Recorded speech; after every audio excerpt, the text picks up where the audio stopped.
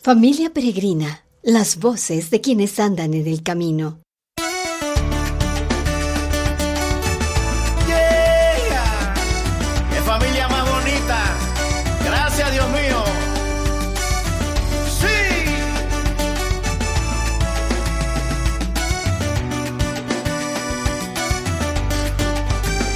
Una familia peregrina con una misión, compañera de caminos, de alegrías y dolor, gritando a pecho la esperanza de la nueva conversión. Una mano extendida es tu iglesia. Yeah. Hola familia peregrina, te saluda Rubén Ortiz desde el Compañerismo Bautista Cooperativo. La crisis venezolana ha conmovido a todo un continente en el servicio por los más necesitados. Innumerables esfuerzos de cientos de organizaciones en diferentes países fronterizos y en todo el continente suramericano hablan de una masiva movilización de solidaridad y compasión. Hoy conversamos con el pastor César Bermejo del Consejo Evangélico de Venezuela para que nos comente sobre otra cara de la crisis, el testimonio de aquellos que aún dentro de Venezuela siguen poniendo su fe en acción y sirviendo sí, a los que quedan. Escuchemos. Hemos estado compartiendo en una campaña muy linda, en un evento en Bogotá, Colombia, que se llama Como Nacido Entre Nosotros. Una convocatoria que hace TIRFAN para aglutinar el pensamiento, la reflexión, pero además la acción de las diferentes organizaciones que están sirviendo a migrantes. Y usted está en el centro del ojo de ese huracán, porque si hemos estado hablando de algo es cómo servimos bien a su gente, a su tierra. Y usted ha sido un testimonio muy lindo, lo que nos ha contado acerca de qué significa, yo quiero hacer énfasis en esto, en la pregunta, qué significa pastorear a aquellos que se quedaron. Siempre hablamos de cómo acoger al inmigrante que llega a nosotros y siempre decimos de qué manera servir mejor a aquel que está pasando por nuestras tierras. Pero a usted le tocó algo que también yo conozco de cerca porque le tocó también a los míos, pastorear a los que se quedan, aquellos que dicen, bueno, muchos se van, pero a mí el Señor me sigue llamando para estar aquí. Cuéntanos un poquito de eso, Pastor César, y gracias por estar aquí en este podcast que se llama Familia Peregrina. Imagínese usted. Bueno, gracias a todos tus oyentes de Familia Peregrina. Como sabes, pastorear a las personas que se quedan, yo lo llamaría la otra cara de la moneda del tema de la migración, porque estamos experimentando de igual manera como los migrantes que se van, el duelo, el luto y luego el aprender a vivir sin la persona amada, aprender a caminar en los espacios que ellos comúnmente ocupaban, aprender a visitar las habitaciones a veces con la esperanza de que estén allí, pero que sabemos que no están, y recordarnos a través de una llamada telefónica o una videollamada cómo están, o ver el progreso de los hijos allá afuera en términos de lo que han sido sus luchas y también sus fracasos. Todo esto nos lleva a pensar en que los que se quedan también tienen una particular manera de ver la vida y vivir la vida. Hay dolor, hay un recordatorio que no es grato en un primer momento, pero que lo es en un segundo momento porque están luchando y no están allí en los momentos difíciles que se viven como nación. Pero una manera de poder asistir a las personas tiene que depender básicamente como pastor, hablo como pastor, de la filosofía que como pastor uno debe tener. Por ejemplo, yo el año pasado estaba orando al Señor con un grupo de pastores y amigos y le pedí al Señor que me ayudara a entender cómo manejarme en ese año, pero sucede que lo que Dios me dijo a través de su palabra no solamente me ha servido para ese año 2019, sino que ahora es una filosofía de vida para mí. Y es la manera como pastoreo a mis hermanos y hablo a mis amigos y trato de ofrecerles esta perspectiva de vida. Número uno, todo está en el libro del profeta Jeremías.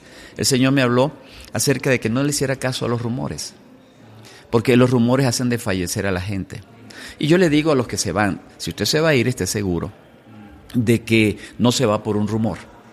Váyase porque tiene un proyecto, váyase porque tiene elementos que le van a ayudar a permanecer en esta decisión que usted está tomando, pero no haga caso a los rumores. La Biblia dice que los rumores hacen desfallecer y hacen acobardar a la gente.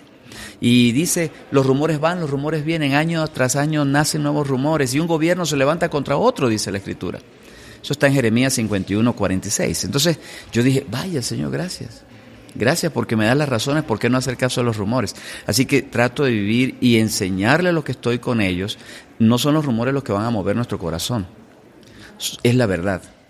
Es de hacer bien las cosas. Entonces los animo a que si no tienen que hacer algo fuera o no tienen asegurado el camino, es mejor esperar el mejor momento. Y seguimos trabajando y seguimos sirviendo. Ahí entra mi segunda filosofía. Está en Jeremías 29. Yo creo que Venezuela está bajo un proceso de disciplina de Dios. Lo creo firmemente. Pero también veo que junto a la disciplina de Dios está la misericordia y el amor de Dios. Porque Dios es justo y ama la justicia. En consecuencia, lo que yo he encontrado es cuando Jeremías escribe la carta a los que están en Babilonia, es vivan, cásense, tengan familia, disfruten, cultiven la tierra, trabajen por la paz y el bienestar de la ciudad. Entonces, ¿qué hacemos nosotros? Le digo a la gente, mira, aquí no vinimos a hacer un luto. Aquí tenemos que levantar banderas en nombre de Cristo, llevar esperanza y consuelo donde tenemos que ir y sobre todo accionar con acciones de amor para dar satisfacción a las personas que están en necesidad. Entonces hemos creado con alianzas de diferentes lugares, las cuales me reservo por acá, para hacer posible entrega de alimentos, medicinas. Es interesante que con motivo de todo esto la gente se acerca y los que más se acercan son los ancianos y los niños. A ellos también a través de Alianza buscamos maneras de hacerles ver que Dios está en Venezuela, que Dios no nos ha abandonado, que el Señor sigue estando con nosotros. Y luego está el otro aspecto. El otro aspecto no es solo que no hago caso a los rumores, no es solo que la vida continúa a pesar de que estamos en una disciplina y que disfrutamos también del amor de Dios, sino también creo que frente al hecho de que Satanás tiene un plan para destruir a Venezuela, también creo que Dios tiene un plan para sacar adelante a Venezuela. Y el plan de Dios es mucho más grande y mucho más poderoso. Así que creo firmemente que en su momento Dios va a sacar lo que va a hacer y nos vamos a sorprender de lo que Dios va a hacer. Pastor César, usted vive la tensión tal vez tan fuerte que viven pastores locales, pero usted como director ejecutivo del Consejo Evangélico de Venezuela tiene que vivir esa tensión de ser profeta. Y al ser profeta usted tiene que anunciar y también tiene que denunciar. ¿Cómo viven los pastores y cómo vive usted personalmente en una polarización tan grande donde vemos en las noticias que Venezuela está viviendo un momento de división muy grande entre oposición y entre gobierno y entre lo que va a pasar desde afuera y lo que pasa desde adentro, a la vez del el terrible tema económico, ¿no? Devastación básicamente económica? ¿Cómo vive un profeta de Dios este tiempo de anuncio y denuncia? Bueno, la primera cosa es entender que nosotros tenemos una labor profética para la iglesia, puesto que la iglesia está siendo afectada por el tema de la polarización. Entonces, corresponde hacer un ejercicio profético y pedagógico a la vez, porque mucho de lo que está polarizado hacia el lado gubernamental, por ejemplo, está afectado por una filosofía que mueve su corazón, y ahí obviamente no está la Escritura. Entonces tenemos que hacer un ejercicio pedagógico para mostrar lo que Dios tiene que decir frente a este tipo de temas y que ellos lo interpreten no como un ataque, sino lo interpreten como lo que Dios define relacionado con el caminar, mezclando la espiritualidad, la fe, la doctrina con otra clase de filosofías y de cosas que no están en la proporción ni en la dirección que Dios reconoce y establece. En segundo plano está la acción hacia lo que es país. En este sentido es trabajar por los principios establecidos en la democracia. El tema de la separación iglesia-estado, que es uno de los artificios que se trata de usar en Venezuela como para poder dejar ver que si yo como pastor toco un tema que es de carácter político, pero que es contrario a los intereses del régimen, por ejemplo, ellos podrían decir, y han hablado en esos términos, que bueno, no me van a tratar como ministro, me van a tratar como político. Entonces, es una espada que está sobre nosotros, pero aprendemos a confiar. En primer lugar, ellos saben que nosotros estamos hablando en función de lo establecido en las leyes, no estamos hablando fuera de las leyes.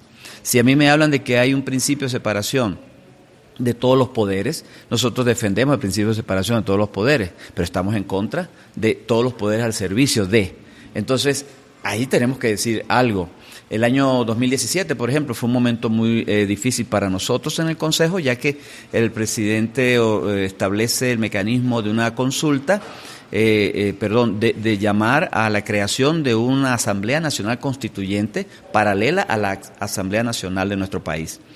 Y toda la sociedad tuvo que expresarse. El Consejo Evangélico después de analizar con abogados, con politólogos, con Raimundo y todo el mundo lo que era el tema, decidimos entonces dejar conocer lo que era la postura del Consejo Evangélico frente a ese tema. Dejamos saber lo inconveniente de esto, que no necesitábamos debilitar la democracia, necesitábamos fortalecer la democracia, porque como tú bien sabes, la fe, la libertad de conciencia funciona mejor en un marco democrático que en otros tipos de marcos. Aunque no dejamos de reconocer que en los marcos restrictivos siempre la fe se nutre en una forma muy interesante y produce unos resultados a veces mucho más brillantes y vibrantes que lo que puede ocurrir en sistemas democráticos y abiertos. Pero el caso es que tenemos que vivir con esa realidad, aprendemos a ser comedidos.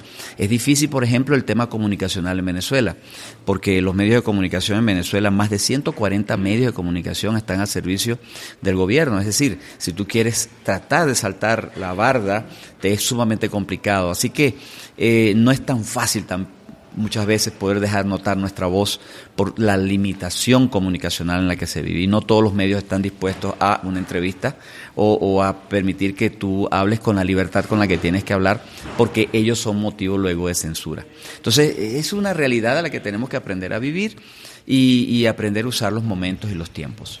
Pastor César, muchas iglesias, organizaciones de diferentes países, sobre todo el área andina, han estado acogiendo a venezolanos, a hermanos, hermanas suyas, compatriotas suyos. ¿Cuál sería su mensaje hacia ellos cuando usted ve eventos como este, en que hay tanta gente alrededor de la situación de Venezuela? Sí, bueno, en principio dejarles saber que muchos de los venezolanos que están llegando porque están totalmente cansados de la diatriba política en Venezuela y de no ver una solución a la situación. Dejarles saber que esos migrantes con gusto estarían en su país, con gusto estarían en Venezuela, con gusto estarían en sus centros de trabajo, pero si te obligan a tener que marchar para poder mantener tu empleo, si te obligan a tener que fijar posición y firmar acuerdos a los cuales están contrarios a tu manera de pensar, si te obligan a que si tú no vas a una marcha en favor del gobierno, te pueden quitar incluso la bolsa de alimentos que le entregan a las personas. La dignidad humana prácticamente pasa a ser nada. Y estas personas tienen dignidad. Estas personas van a estos países tratando de construir desde la base de la nada. Entonces lo ideal es que nuestras iglesias asuman una teología, como hemos estado hablando acá, una teología no del migrante, sino una teología que responda a los migrantes que están llegando, que sea elaborada y construida a partir de su dolor de tener que partir de sus países, que no están allí por gusto, por placer. No es lo mismo un viaje de placer, un viaje de vacaciones, que tú sabes que vas a estar en un lugar 15 días y ya. Si el hotel está malo, si las cosas no sirven, tú dices, bueno, ya que me voy, no importa que tenga que esperar 2 o 5 días más. Pero aquí estamos hablando de gente que está diciendo, voy a llegar a vivir a este país. Y viene a poner lo mejor de sí, viene a dar lo mejor de sí. Tenemos educadores, tenemos maestros, que es decir, educadores, abogados, arquitectos, ingenieros, mucha gente de nivel. Tenemos gente que no tiene un nivel de formación, pero que con gusto le gustaría aprender. Ellos tendrán que aprender a caminar en una nueva cultura, no les es fácil, hay que ayudarlos a conocer esa cultura. Ellos tendrán que aprender a conocer las leyes de ese país y en muchos casos aprender un lenguaje que no es su lenguaje. Entonces, si conseguimos una iglesia abierta que pueda permitirse el atenderlos desde esta dimensión humana de dignidad, podrán hacer que estas personas puedan vivir un evangelio real y verdadero. Pero si tenemos una iglesia insensible, una iglesia que no importa, una iglesia que está muy preocupada porque sus paredes no estén manchadas, pero que la gente duerma en la calle, una iglesia que esté muy preocupada porque su